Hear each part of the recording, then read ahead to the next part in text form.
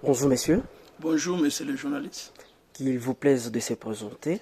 Ici, c'est Nyakassane Manegabe Emmanuel, président du conseil d'administration de l'Union pour le progrès et la lutte contre les antivaleurs IPELA.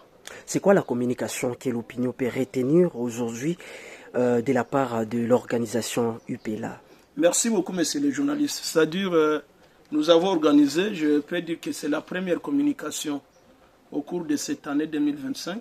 D'ailleurs, j'en profite pour commencer à souhaiter mes vœux les meilleurs encore une fois à tout le monde. Une bonne année, particulièrement à vos auditeurs et à tous ceux-là qui aiment et qui suivent l'association IPELA. Notre communication a des objectifs. Le premier objectif, c'est amener la population du Nord Kivu, amener la population congolaise à soutenir les forces armées de la République démocratique du Congo. Parce que vous savez, ce sont des gens qui se battent matin, midi, soir pour que le Congo reste un et indivisible. Et curieusement, nous sommes en train d'observer dans les réseaux sociaux, il y a beaucoup de messages qui ont tendance à démoraliser ces hommes-là qui se battent comme des lions, qui se battent comme des hommes forts pour que le pays reste un et indivisible. Vous avez suivi la fois passée, il y a les ennemis de la paix. Moi, j'ai dit aux gens quels sont les messages véhiculés par les gens du M23, les gens du Rwanda, incitant le gouverneur de province Peter Chirimwami. Il a fui la ville, il a vendu Massissi, il a demandé aux Azalendou de reculer si c'est à Sake. Ce sont des messages des ennemis de la paix. Et curieusement, comme il y a d'entre nous les gens qui ne sont pas intelligents, on véhicule des messages comme ça dans des réseaux sociaux, on véhicule des messages comme ça, je ne sais pas si ici et là. Ce sont des messages qui démoralisent, ce sont des messages qui découragent les gens qui se battent bec et ongle pour que nous dormions. Même si je veux bien, il y a des poches de résistance. Mais je veux dire aux gens qui comprennent que l'objectif du M23, l'objectif du Rwanda, même si l'Ouganda, on ne le cite pas, même l'Ouganda, et tous ces pays-là, même les multinationaux, leur objectif c'était qu'ils fêtent la bonne année ici. Pas ici à Goma, voire même à Bukavu. Mais ils ont échoué. Donc en d'autres termes, nous devons dire que notre armée a réussi, je vais vous dire. Ce n'est pas à dire que je ne compatis pas avec mes frères et sœurs qui souffrent dans des cas de déplacés. Mais ils doivent comprendre qu'il y a des gens qui se battent et j'ai l'assurance que dans peu de temps, si notre armée a le même courage, si notre armée n'est pas désorientée, nos amis vont rentrer dans leur village dans peu de temps. Et c'est quoi le message que vous donnez à cette population qui véhicule des messages qui vont dans le sens de décourager les forces armées? Le seul message d'ailleurs bientôt, dès le lundi, ici, nous allons déposer 2 plaintes. Il y aura une plainte contre inconnu, plainte contre l'inconnu, pour tous ces gens-là qui véhiculent ce genre de messages. Parce que vous voyez, il y a la loi, c'est la numérique. Cette loi-là doit être mise en application lettre par lettre. Nous allons déposer la plainte là pour que l'État puisse rechercher tous ces gens-là. Même ceux qui véhiculent l'aveuglement des messages, parce que tu viens de ramasser un message dans un groupe, tu véhicules, ces gens-là doivent comprendre qu'ils sont récupérables et punissables. Donc moi je voudrais leur dire, il ne faut pas qu'on fasse les moutons de Panurge, véhiculer des messages, un message conçu par un Kazarama, un message conçu par Willingoma, vous véhiculez seulement aveuglement, c'est une grosse erreur. Deuxième communication, monsieur le journaliste, nous avons écrit une lettre à son excellence, monsieur le gouverneur de la province du Nord Kivu. La lettre c'est alerte sur certains antivaleurs qui seraient entretenus par le chef de division provinciale, voie de communication et des enclavements du Nord Kivu, Sito Muhindo Banyanga Patrick. J'ai dit qui serait, j'emploie le mot conditionnel. Nous avons été alertés parce que vous savez, IPELA, l'opinion a compris que nous on lutte contre les antivaleurs. Et chaque fois qu'il y a une antivaleur, les gens nous viennent nous voir, nous posent des questions. Voilà, il y a tel antivaleur. Avec des preuves à l'appui. Qu'est-ce que IPELA vous dites par rapport à ça? Et quand les gens nous alertent sur des antivaleurs pareils, si nous restons bras ballants, nous ne faisons rien, les gens vont nous taxer comme des corrompus. Les gens vont nous taxer comme des fainéants. Les gens vont nous taxer comme des gens qui ont échoué à leur mission. Et l'arrêté autorisant l'IPELA à fonctionner, il est dit ceci. Si nous, IPELA, le gouvernement comprend que nous faisons plus notre travail de contrôle citoyen, notre travail de lutte contre les antivaleurs, on peut nous retirer cette autorisation-là. Parce qu'on aura compris que nous avons trompé le gouvernement. que nous ferons ceci alors que nous ne sommes pas en mesure de le faire. Qu'est-ce qui se passe? Nous avons été alertés sur la vente obscure des imprimés de valeur. Parmi les imprimés de valeur, nous avons les autorisations de transport des biens ATB qui se payent à $100 par camion remorque. Nous avons les autorisations de transport international ATI aussi à $100 par camion ou remorque. Et nous avons finalement les frais de route de transport international $10. Comment les gens obtiennent ces imprimés de valeur? Vous voulez aller en Ouganda, vous voulez aller au Rwanda, vous voulez sortir à l'extérieur du pays.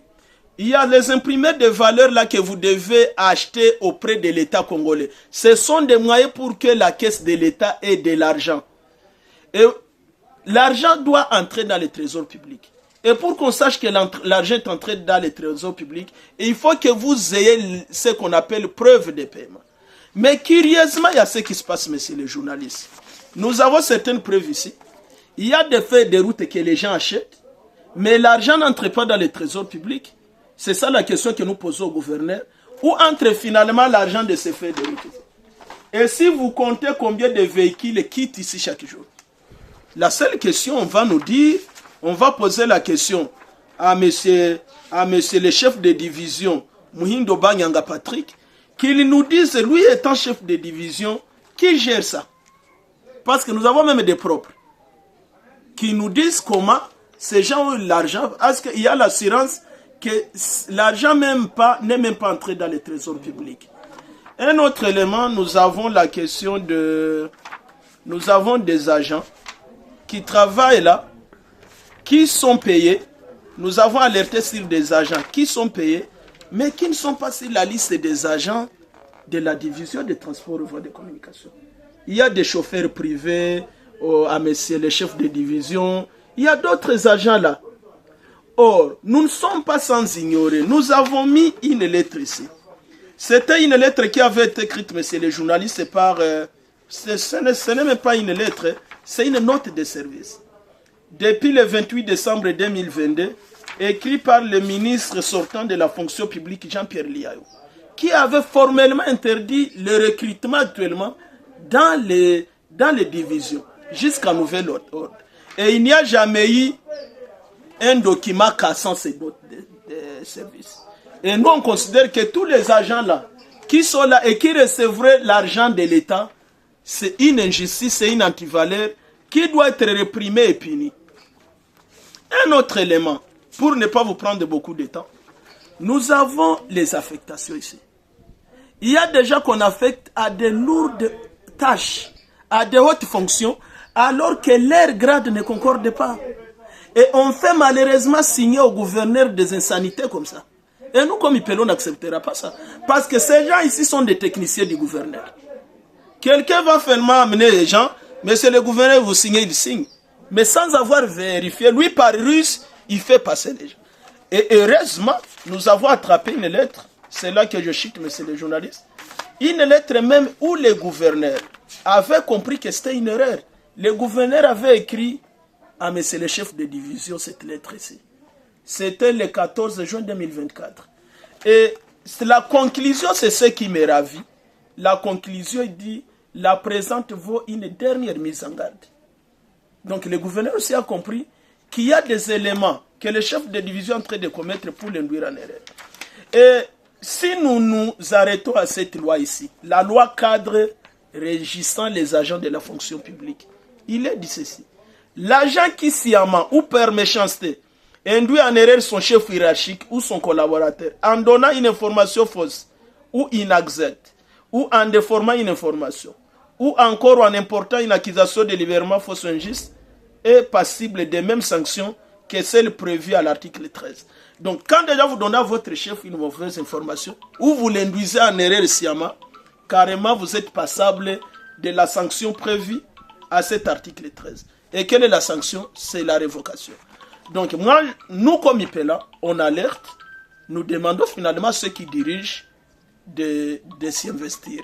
Nous avons adressé notre alerte à toutes les autorités. Le parquet a reçu sa lettre, la cour a reçu la lettre, le gouverneur a reçu la lettre, Les ministres en charge de cette question ont reçu la lettre, le ministre provincial. Les concernés à acquisition réception. Les lettres qui partent à Kinshasa partent demain. Nous voulons qu'on ait un État où personne n'est au-dessus de la loi, mon frère. Nous ne pouvons pas accepter que dans un endroit, nous voyons un chef qui vit l'opulence. Mais ceux qui travaillent avec lui sont des vulnérables. Des gens qui n'ont pas de souliers. Alors qu'un chef roule carrosse, construit, pour de l'argent comme ça, on vous dit, si vous allez à la grande barrière, 5 jours suffisent que vous payez une voiture. Avec l'argent ici. Et nous, on n'acceptera pas. Pendant que les petits riens que le gouverneur a, il nous construit des routes. Je viens de laisser le gouverneur en Docho. Hier, il était ici vers commune de Karissimbi. Nous ne pouvons pas faire que les petits riens qu'il met, il met dans la fonction publique. Il met dans l'intérêt public. Si vous passez au port aujourd'hui, c'est splendissant.